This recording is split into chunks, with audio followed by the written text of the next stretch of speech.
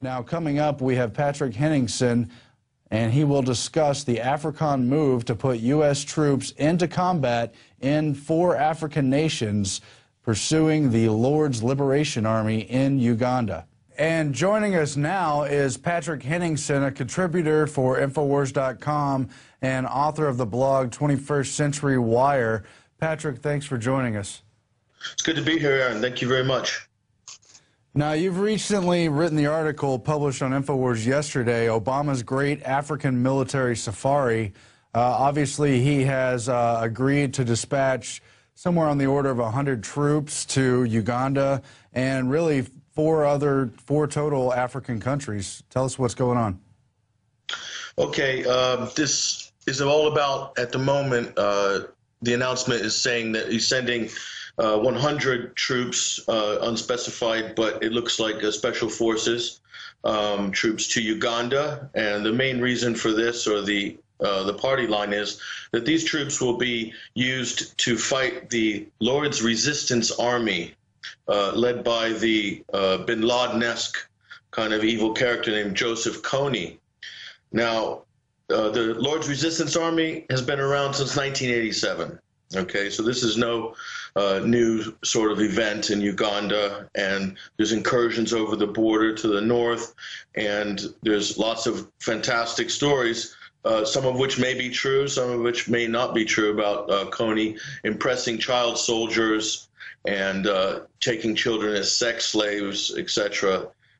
This is obviously great headline news in America. Now, the only thing is, with regards to Uganda, what you have in Uganda is you have a president for life, okay? You have Museveni. He's been in power for the good part of 25 years. There was lots of discrepancies with the last election in 2011. The European Commission on Fair Elections upheld the election. There were observers there and so forth. So it all is not what it appears to be on this story with East Africa. But really, what you need to understand, and what I tried to detail in my article, is that this latest move, is kind of more of a formalization of a policy that actually started under George Bush, Bush the Younger, in 2007, which is the African Strategic Command Initiative, AFRICOM. Will be the acronym for that. Okay. Now, Bush in 2007 sent 17 counterterrorism experts to Uganda to deal with apparently with the Lord's Resistance Army. But, Obama went to Ghana in 2009 and made a speech saying that, and I can quote him, he said, "Whether it's a genocide in Darfur or it's terrorists in Somalia, these are not African problems. These are global security issues." So really what you're seeing here is this kind of gradual creep of AFRICOM. Now, for those who are not familiar with AFRICOM, you can go online, you can download the PDF Strategic Initiatives. AFRICOM is basically, it's the stepchild, it's the African stepchild of PNAC, which was Project for a New American Century. Okay, a lot of your viewers and Infowars readers will be very familiar with PNAC. This was a neoconservative think tank creation with people like Donald Rumsfeld, George Bush, Paul Wolfowitz, Richard Pearl. And really if you take this in a kind of sports analogy, George Bush basically was moving the ball downfield with regards to PNAC, and then AFRICOM. In 2007, and in 2008, Obama got the pass.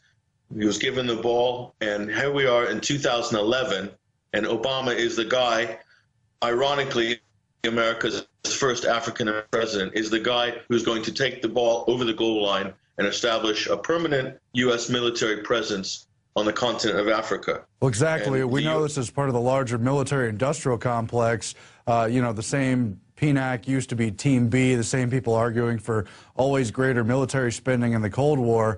But at the same time, it is significant that they've taken the first black president and opened up all these fronts in Africa, from Libya and now in the central part of Africa there. Yeah, and let's not forget, Libya, North Africa is part of Africa. Okay, and Libya is a multicultural country. North Africa has people who have brown skin, black skin, white skin, everything. So, you know, you cannot discount North Africa as not being part of Africa. Obviously, from a strategic point of view, from a geopolitical or an industrial military-industrial complex point of view, there is major strategic differences between the North African Horn and the Sub-Saharan Africa. Okay, now obviously, you know, you've got. I mean, we're talking about the surface of this issue now, but if you look into the African documents, in the documents themselves, and I took a slice out of this and put it in my article, which is entitled Obama's African Military Safari. There is a big reason in there which they're using, and you know, it's to evict China out of Africa, and because they believe that because China has achieved this kind of stage of economic development in Africa, they're everywhere. They're building roads, railroads, infrastructures, coal plants, whole business districts in places like Angola, in whole industries in places like Ghana. They're in Nigeria. They had a massive amount of investment in Libya. They're in Algeria. They're everywhere. Okay, they're in the Sudan. There's Chinese in East Africa, Tanzania. So the Chinese are everywhere. Obviously, the Chinese got a major jump on the United States and the Anglo-American side of the empire. China has got a different approach. The traditional colonial approach of the West was to, you know, to subjugate an African country and then to basically rape it for all its resources and use it as a source of cheap raw materials, which would then be processed in places like India and then eventually make it to Europe, for instance, or, you know, to America. Now, the Chinese had a totally different approach to this. The Chinese would go in and do kind of more of a barter arrangement with the host country. They're saying, well, you need roads, you need infrastructure. China wanted to lay down that infrastructure and is willing to invest millions and billions of dollars to do that. And they'll bring in their own labor, they'll bring in their own people, their own engineers and everything. And then Africa could seemingly kind of enjoy and reap the benefits of this Chinese work down the road and also open up the country for business. Angola is a perfect example. You know, it's a really third world country with very little infrastructure. And now Angola can actually be a trade center for that side of Southwest Africa in very good proximity to South Africa and the BRICS countries and Brazil across the Atlantic. So the U.S. is, I think, bent, and the Anglo-American empire is really bent on really getting the Chinese out, either by sabotaging their economic interests, which is, or just outright destroying it. And this is what you've seen in Libya. Well, it's an overlap of the colonial interest for the Anglo parts as they merge with the Chinese interests, but at the same time, it is also part of the geopolitical board. And so let's talk about some of the other tensions that are heating up with Syria, the new provocated hoaxes pointing towards Iran as well, and China, of course, always on the back burner of those tensions as well if things go to a truly wider war. Yeah, I mean, well, just quickly, just talk about China. China just signed potentially a massive deal with Iran to provide gas. So I think in the 21st century, where we used to have wars over certain things and maybe even over petroleum or land or resources. Energy is the big one in the 21st century. The Congo is finishing a hydroelectric project that is supposed to provide Southern Europe with something like 40% of its the base load for things like power. You've got natural gas. In Libya, you've got fresh water, which is potentially could make Libya the breadbasket of the Mediterranean, much like the California San Joaquin Valley became the breadbasket of the world. You have potentially the same thing 20 or 30 years down the line through this massive irrigation project that Gaddafi undertook about 30 years ago. Now, do you think, and I think it's quite obvious, no one else would invest billions in that kind of a structural project for a water system. Only a state could do that, and there's so few states left who own their own infrastructure.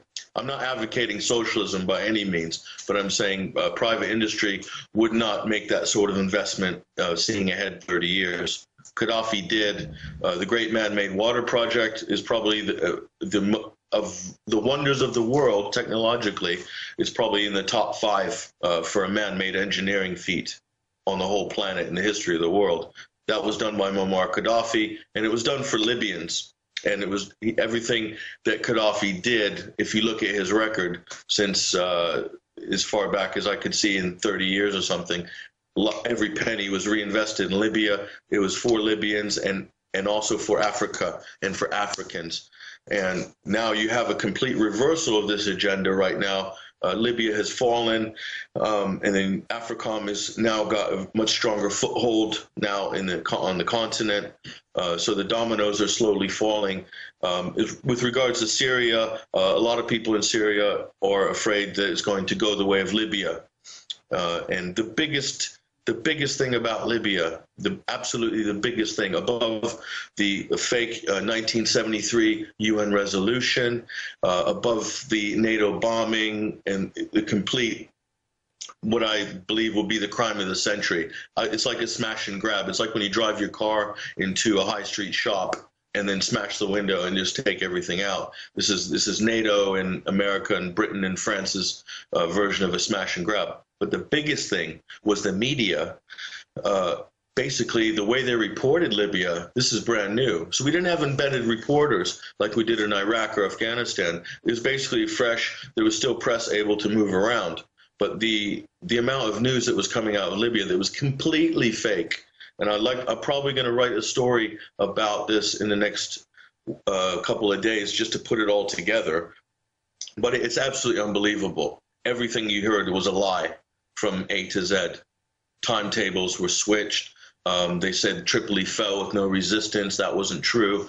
They didn't report a 1 million-person march or something like this in Tripoli back a few months ago that was showing support of Gaddafi. Now, if the world had seen the true story on the ground in Libya, they wouldn't be able to get the kind of complicit support from our people that will back the foreign policies that we're trying to push, which is of a regime change. Gaddafi gunning down his own people. They said he killed 6,000 of his own people, that he was using his air force to kill his own people. I mean, these are absolute mental, complete fantasy ideas that were taken right to the UN.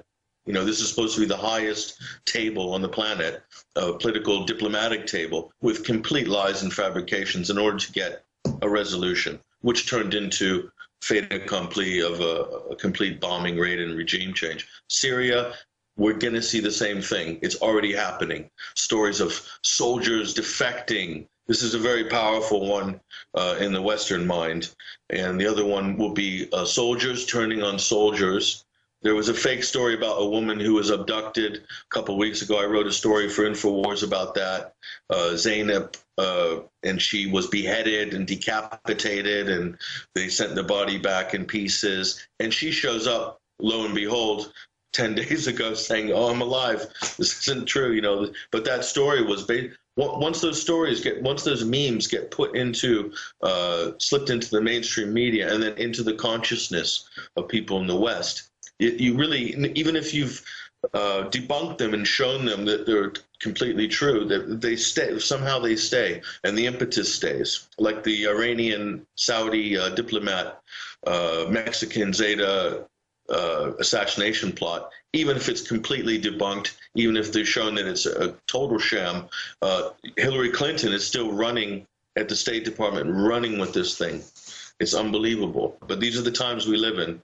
It is a media war more than anything. It is an information war more than anything. And Syria is the key point of all this, because Syria shares a border with Israel, Iraq, Lebanon, Turkey, Jordan. So and of course, Syria Iran is tied directly to it as well, foreign policy-wise.